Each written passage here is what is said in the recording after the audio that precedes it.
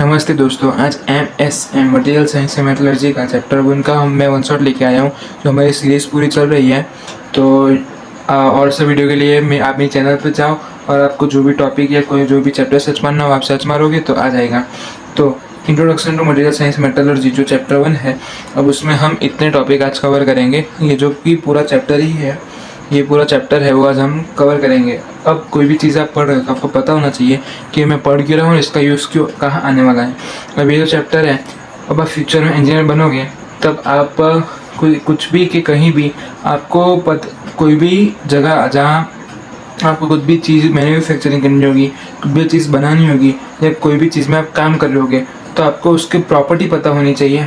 और आपको कुछ भी बनाना है, जैसे आपको पंखे की ब्रेड बनानी है तो पंखे के ब्रेड के लिए कौन सा मटेरियल यूज़ होगा और कैसे यूज़ होगा, और जो वो घूमेगा तो इतनी मतलब घूमेगा तो नीचे ग्रेविटी ने ऊपर जो सब फोर्स लगेंगे, फिक्सन जो और फोर्स लगेंगे तो उससे मटेरियल टूट तो नहीं जाएगा। जो टूटने से बचाने के लिए मटेरियल कितना ब्रिटल होना चाहिए, उसमें कितने फॉस्फोरस ने, उसमें जो अलग अलग कॉपर और जितने भी मटेरियल है सबकी मात्रा कितनी होनी चाहिए, वो सब हमें ये इंट्रोडक्शन में हम देखेंगे। मतलब इतना डीप में नहीं जाएंगे लेकिन आपको सब बेसिक इसमें आ जाएगा। तो अब इसमें अपने टॉपिक 1 जो बेसिक ऑफ इंजीनियरिंग मटेरियल्स है वो चालू करते हैं। अब engineering materials are the substance use to make manufacturing of, मैंने बोला वो मशीन स्ट्रक्चर्स टूल्स बनाने के लिए वो अपना यूज़ होता है। Knowledge of materials and their properties is great significance for design engineer. अब डिज़ाइन इंजीनियर कोई होगा तो उसके लिए ये जो सब चीज़ है वो ग्रेट सिग्निफिकेंस मतलब उसका एक अलग ही इम्पोर्टेंट होगा, ये सब चीज़ उसको पता होगी। तो अब ये जो मटेरियल साइंस है वो study of structure properties relationship of engineering materials, मतलब जो कोई भी मटेरियल उसमें जो अंदर स्ट्रक्चर होते हैं उसकी प्रॉपर्टी होती है वो अलग चीज़ होती है, उसकी भी हम इसमें स्टडी करते हैं। जैसे कि सच एज कौन से non ferrous, ceramics and some advance materials, इन सब की हम स्टडी करेंगे। अब metallurgy of metals related to the extraction from ore refining. अब मेटलर्जी, अब अलग एक्सट्रैक्शन होगा फ्रॉम ओर। अब और आपको पता होगा कि एक और मतलब एक और मतलब धरती में से और निकलता है, फिर उसमें से अलग चीज़ बनती है। फॉर एग्जाम्पल क्रूड ऑयल, जब क्रूड ऑयल निकलता है तो उसमें अलग केमिकल ट्रीटमेंट होती है, उसमें से पेट्रोल, डीजल और केरोसिन वो सब निकलता है, कोलसा वो सब को डायरेक्ट हमें, अब जैसे आप धरती खोदी डायरेक्ट पेट्रोल निकल गया, ऐसा नहीं होता। क्रूड ऑयल निकलता है और उसमें से ये सब बनता है। वैसे अलग एक्सट्रैक्शन फ्रॉम ओर, जो और निकलेगा उसमें अलग चीज़ का हम एक्सट्रैक्शन करेंगे तो हमको अलग चीज़ मिलेगी।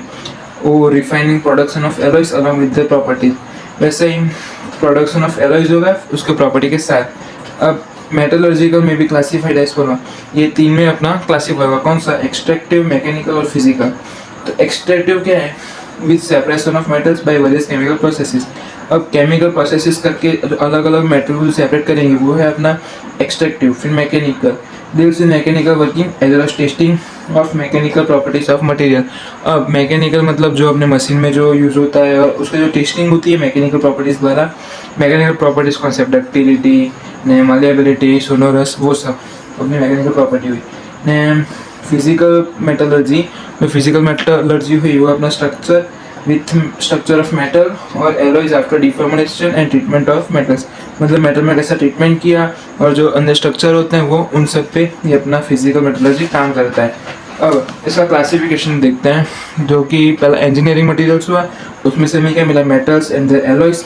फिर इंजीनियरिंग मटेरियल से हमें 2 चीज़ मिली, मेटल एंड देयर एलॉयज और नॉन मेटल्स। फिर मेटल्स एंड एलॉयज में से मिला फेरस और नॉन फेरस, और नॉन मेटल में से मिला रबर, प्लास्टिक, वुड, ग्लास। अब इसमें फेरस, जिसमें अपना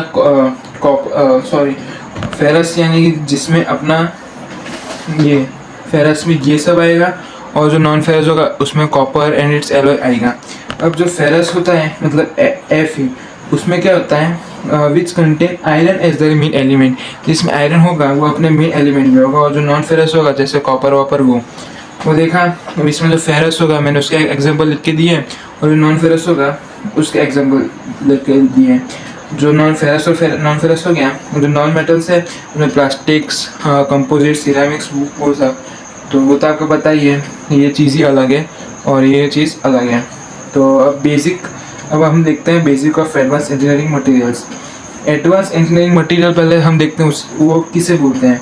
made to work better than the normal materials. अब नॉर्मल मटेरियल्स से कुछ तो अलग होगा तो ये हम उसे एडवांस बोलेंगे। They are used very light, strength, less weight, अलग अलग प्रॉपर्टी उन सब में होती है। तो ये अलग एडवांस इंजीनियरिंग मटेरियल है जो आज यूज़ होते हैं, उनकी कुछ टाइप है, फीचर है और वो उसके एग्जांपल भी दिए हैं, तो आपको समझ में आए कि ये एडवांस इंजीनियरिंग मटेरियल है और आज वो कहाँ यूज़ हो रहे हैं वो भी हम देखते हैं। तो पहला है एडवांस मेटल्स एंड एलॉयज़। वो कौन सा? Titanium alloy. और वो उसके जो फीचर क्या, स्ट्रॉन्ग है, लाइट है, मतलब मजबूत है, और लाइट मतलब उसका इतना वेट नहीं है, और हीट रेजिस्टेंट है, जो हीट को रेजिस्ट करता है, और वो यूज़ कहाँ पे होता है? एयरक्राफ्ट में, एरोप्लेन एयरक्राफ्ट वहाँ पे यूज़ होता है। फिर सिरामिक्स, वो हार्ड है, फिर हीट एंड वियर रेजिस्टेंट, मतलब गर्मी और वियर, मतलब कुछ भी धक्का या कुछ भी हम जो डैमेज होता है उसको वो रेजिस्ट करता है। सबसे अच्छा एग्जाम्पल उसका सिलिकॉन कार्बाइड। और जो वो यूज़ कहाँ होता है? ब्रेक, या वो जो अलग अलग चीज़ बनती है, ब्रेक्स, गाड़ी के ब्रेक, और हमारी बाइसिकल चला तो बाइसिकल के ब्रेक, अलग अलग जगह उसका यूज़ होता है। फिर प्लास्टिक, उसका सबसे एग्जांपल नायलॉन, वो भी गियर्स और बियरिंग्स में यूज़ होता है, वो भी लाइट वेट और वो है। फिर कंपोजिट्स, मिक्स ऑफ 2 और मोर मेटल, मतलब 2 और मोर मटेरियल्स का जोड़ के बना होता है वो। इसका एग्जांपल क्या है? कार्बन फाइबर और एपॉक्सी को जोड़ के बनता है वो, और वो कहाँ पे यूज होता है? अपना कार में। Nano materials made at nano scale, मतलब एकदम झिंगे, मतलब इंटू 10⁻⁹ इतने छोटे छोटे स्केल में जो काम होते हैं वो। इसका एग्जांपल क्या है? ग्रेफाइन। और वो कहाँ यूज होता है? सेंसर्स में। सेंसर्स अलग अलग, जैसे टेम्परेचर सेंसर्स, ह्यूमिडिटी सेंसर्स, तो अलग अलग जो यूज़ होता है उसमें इन सब का यूज़ होता है। अब बायोमटेरियल है, वो अपने बॉडी में अंदर यूज़ होता है, और उसका सबसे अच्छा यूज़ है हाइड्रोक्सी एपेटाइट। और वो कहाँ यूज़ होता है? आर्टिफिशियल बोन्स में। बोन्स जो क्योंकि बोन या हड्डी नहीं होती तो आर्टिफिशियल लगती है, उसमें अपना हाइड्रोक्सी एपेटाइट यूज़ होता है। अब कुछ ऐसी प्रॉपर्टी जो इनको और मटेरियल्स अलग बनाती है, वो strong, hard, light weight, heat resistant and corrosion, जो इनकी वजह से जो ये जो नॉर्मल मटेरियल है उनसे सब अलग है। अब इसके बाद का topic engineer requirement of material, जो हम देखते हैं। अब इंजीनियर कोई भी मटेरियल चूज़ करता है, मशीन या स्ट्रक्चर, कोई भी टूल का स्ट्रक्चर बनाने के लिए, they don't just pick anything, कुछ भी उठा के वो लोग फिट नहीं करते। वो लोग को प्रॉपर नॉलेज होती है कि कौन सा मटेरियल कहाँ यूज़ होने वाला है, उसकी अलग अलग प्रॉपर्टी कौन सी है। They check if material can do job safely efficiently for a long time, मतलब कोई भी चीज़ उन्होंने फिट की तो वो लॉन्ग टाइम के लिए और सेफली वो वहाँ पे जो वो जहाँ पे भी वो यूज़ हो रही है उसके लिए वो है कि नहीं है, वो उसी हिसाब से वो लोग सेट करते हैं। तो वो क्या क्या चेक करते हैं? Mechanical requirements, thermal, manufacturing, economic and service requirement. अब आपको एग्ज़ाम में ये जो लिखना है, जो मैकेनिकल के बाद थर्मल, मैन्युफैक्चरिंग, इकोनॉमिक, तो आप भूल जाओगे। इसलिए मैंने कौन सी रिक्वायरमेंट होती है जो इंजीनियर चेक करता है, उसके लिए एक शॉर्ट फॉर्म बनाया, मैथमा इकोनॉमी। ये कोई गुजराती बंदा होगा तो कोरिलेट कर पाएगा।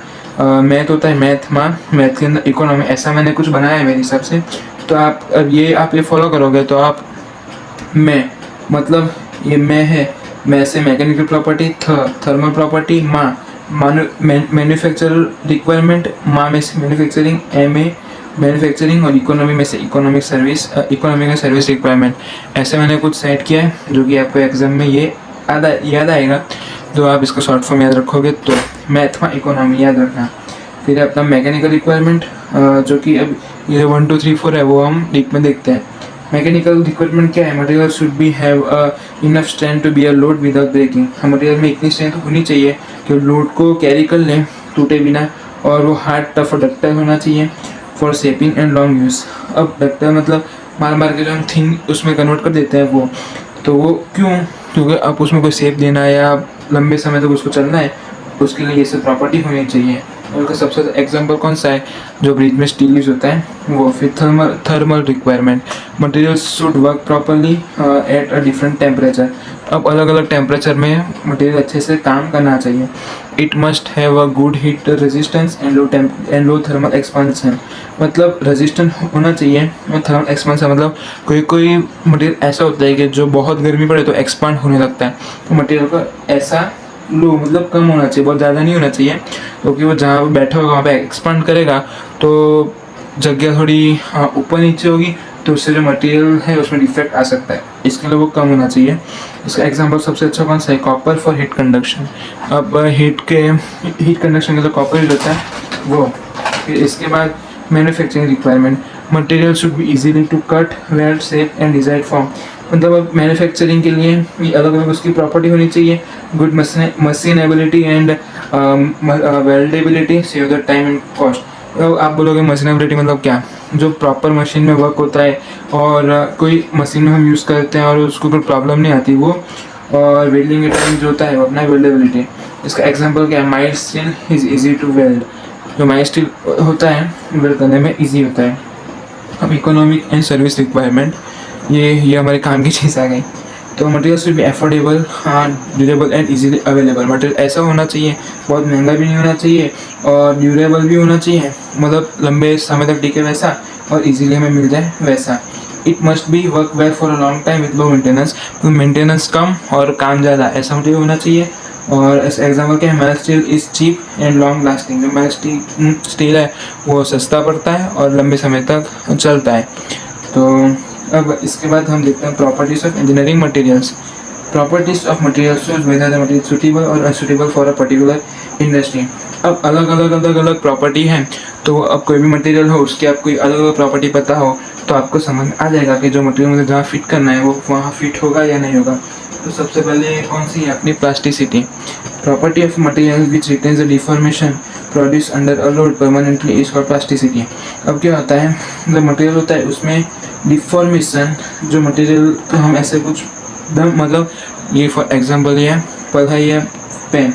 अब पेन को मैं बहुत बहुत बहुत बहुत ऐसे दम लगाऊंगा तो थोड़ा बेंड होगा, फिर जैसे मैं छोड़ूंगा तो वापस अपने पोजीशन में आ जाएगा, तो जो डिफॉर्म हुआ under a load permanently is known as plasticity.